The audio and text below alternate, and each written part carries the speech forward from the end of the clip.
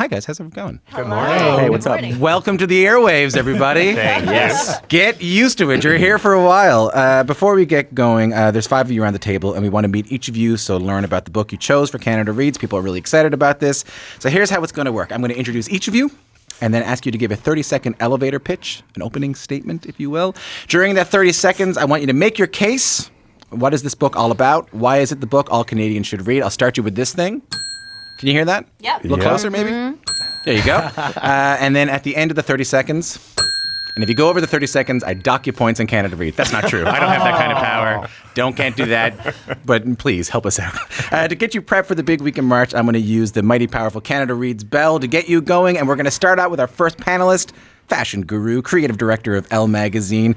He's been on TV shows like The City, Stylista, Project Runway Canada, currently the executive producer of the Netflix series 7 Days Out, and a judge on the TV show Stitched. Hello, Josie. Hello. Nice to have you here. Wow. Thank you. I'm glad to be here. So you're first. Lots of pressure. You drew the short straw. I You're the did, first yeah. one up. Well, I'll I would dive say in. everyone's being very polite so far. We don't want to be voted off the island quite yet. Yeah, I understand. All right. So before we hit the bell, what book have you chosen? I am defending The Woo Woo by Lindsay Wong. The Woo Woo by Lindsay Wong. You have 30 seconds to defend your book for the first time. At the ringing of this bell, tell us why this is the book all of Canada needs to read. I feel like I'm going crazy. And sometimes I feel like I'm the sanest person in the room. And you know this feeling because we're all flawed, a little broken. Mental health affects us all. And if we don't talk about it, especially in my Asian culture, well, it might just go away. And that, my friends, is the heart of The Woo Woo, Lindsay Wong's darkly comedic memoir that will break your heart. I lived her words and her shame, dealing with her Chinese-Canadian family's grapple of mental health. Their dark days explained away a superstition beyond their control. But in this book, well, Lindsay takes that control back. I feel like I just lost a rap battle. Wow. That was incredible. What do you think of that? Isn't that amazing? Wow. Pretty, made it up. right off the top of his head, he's pretty good. He's a natural. All right, sitting next to Joe, we have a guy whose band has sold more than 50 million albums, performed in more than 70 countries. The band's hits include the songs "I'm Just a Kid" and "Life is a Nightmare," "Addicted," and "Welcome to My Life." He's the drummer for Simple Plan and the soundtrack to my adolescent tears. Chuck Como is here today. Chuck, what book are you defending? It's called Homes by Abu Bakr al-Rabia, and it's fantastic. All right. Well, that doesn't count against your 30 seconds. I want to thank point you. that I appreciate that. Your 30 seconds starts to defend Homes when I ring this bell. Imagine a childhood filled with bombs, attacks, bullets, and dead bodies. This is the life that 10-year-old Abu Bakr lived in Syria until he escaped to Canada. In this scary moment in our collective history where fear and hatred have become normalized, Home is essential reading. This incredible memoir will make you more compassionate and profoundly grateful that you and your children don't have to fall asleep to the sounds of machine guns tonight. And it will make you very proud to be from here, this incredible country, and that brought Bakr here and his family with open arms. You went a little bit over, but God, I can't interrupt that with the bell. Are you crazy? You're so kind. You Thank you. called me out. I can't interrupt that kind of thing with the bell. Well done, Chuck Como. Our next panelist is a top cover model, celebrated philanthropist, also an award-winning actor, starring in films like Deep and Meta's Oscar-nominated Water. Once host of Top Chef Canada, now she's bringing those reality skills to Canada Reads. Hello, Lisa Ray. Oh, man. Hey, Tom. How's it going? Nice to see you. Yeah. I'm so tense, man. I feel like such responsibility. You seem Can you're you see? kind of Yeah, I'm fiddling. kinda We're on the radio, but you're kind of fiddling fiddling and with your everything fingers. like that. But you have the only book. Keeping it real. You have the only book I've looked at. That you have looked at. All So, right. which book have you selected for Canada So Reads? I selected Brother, and it's a novel by David Cheriandy. Brother by David Cheriandy. In 30 seconds, tell me why this is the book you believe all Canadians should read. Brother, set in Scarborough of the 90s by David Cheriandy, takes us through the universal unifying experience of loss through a coming-of-age story of two brothers of Trinidadian origin.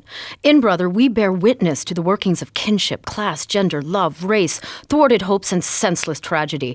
This poetic book is a ballad. It is now. It is an opportunity for Canada to claim its own modern-day opera set in our own backyard. Brother will linger long after you finish, move you to analyze your own prejudices, to look beyond headlines and question your own idea of what is valor and heroism. Nice. There we go. Hold on. There we go.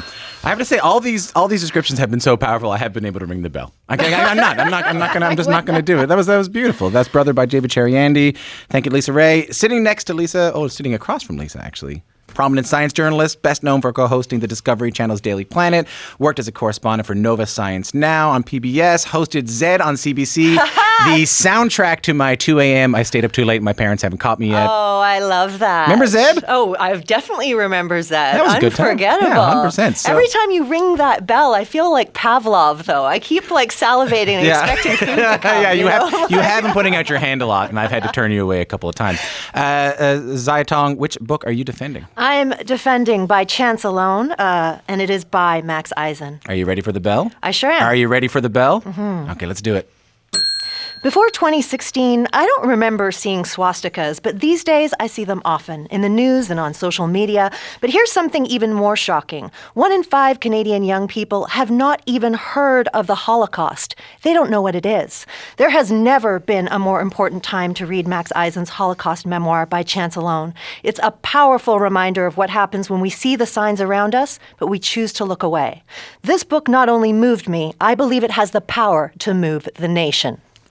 Right on time as the 1 went to 0. That is some broadcasting professionalism there, Zaya. I can't quite get over that. It's something else. That's quite a description. Thank you. I mean, this book didn't just figuratively move me. It moved me across the planet. I came back.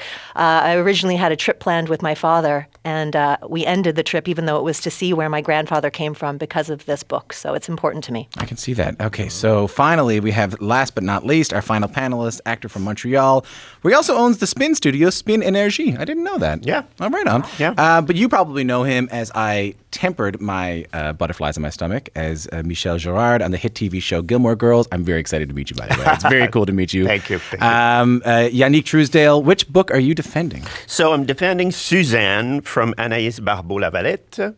And Are you ready for the bell? I am. All right, ready? Yes.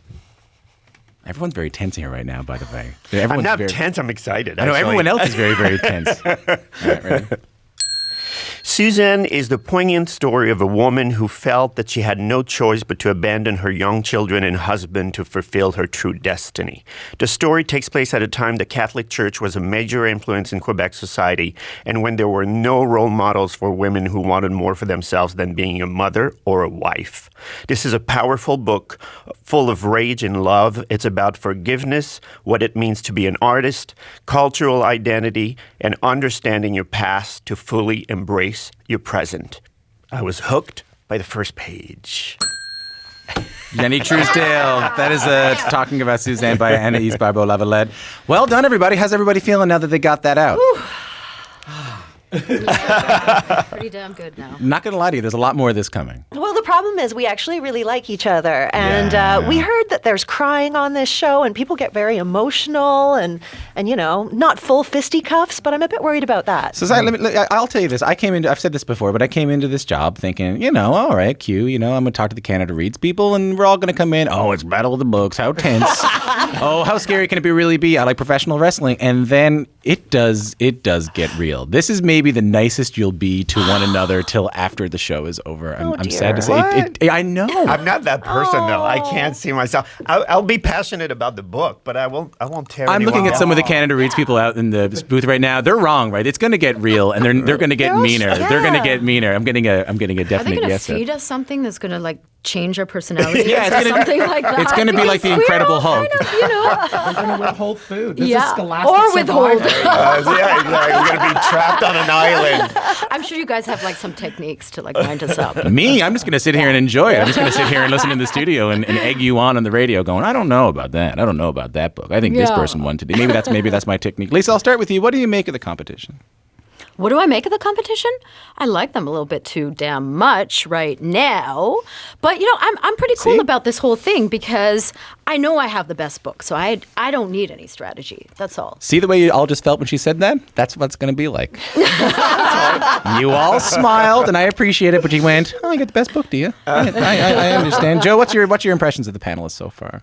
I love you guys, but in it to win it.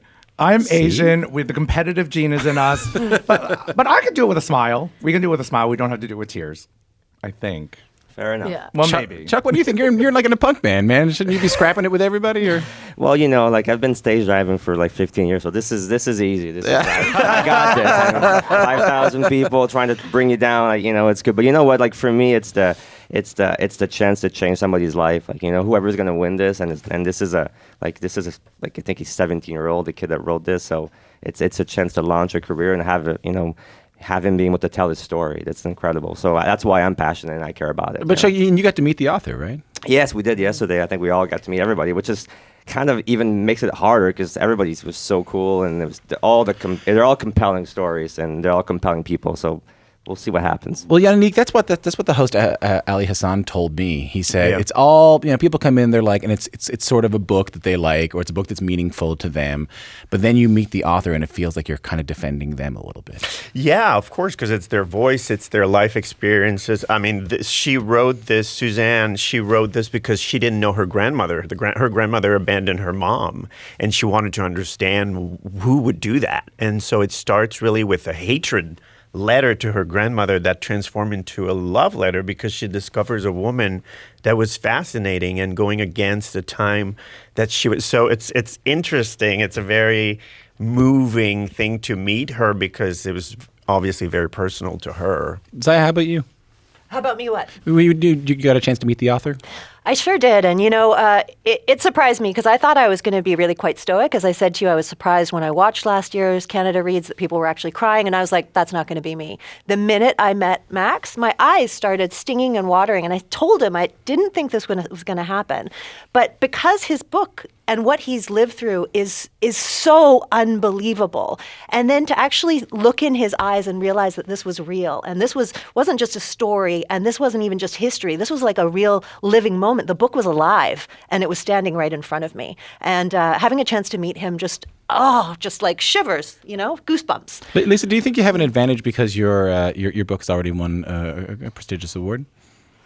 No, I don't think so. But I do have an advantage because, again, it's so timely. It's a deeply politically charged novel of the moment. And, it's set sort of in my hometown. It is set in so-called Scarberia, a much disparaged, much misunderstood kind of neighborhood. And, I think as Canadians, we are under this conceit that, Canada is a fair and just country. And in many ways we are. But in many ways, people fall between the cracks. And that's, again, what this book is about. It's about squashed dreams. It's about, struggles with authority and identity that I, as a Canadian, also kind of like struggled with for many years when you're of mixed identity. And this is really giving a voice and a platform to a community and people who are kind of underrepresented in mainstream Canadian literature. And that is so damn important that we look at what's happening in our own backyard. I mean, there's like, for instance, there's like really cute stuff that I can relate to also growing up, like in the 90s. Where, one of the characters, they're of Trinidadian origin, and he says, my hair growing up was kind of a mix between an afro and a hockey mullet.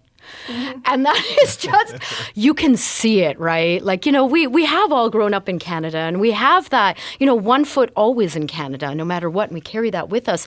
And yet at the same time, we embrace, sort of like a wide, diverse identities. How do you negotiate that, and how do you negotiate your dreams? There's so much. This is such a dense, rich, thick book. Music, it's a ballad, it's an opera, music, coursing through it. So like this book is just, it's genius and it's of the moment. Josie, last word to you. After hearing all these words about the books this morning, how are you feeling about your own?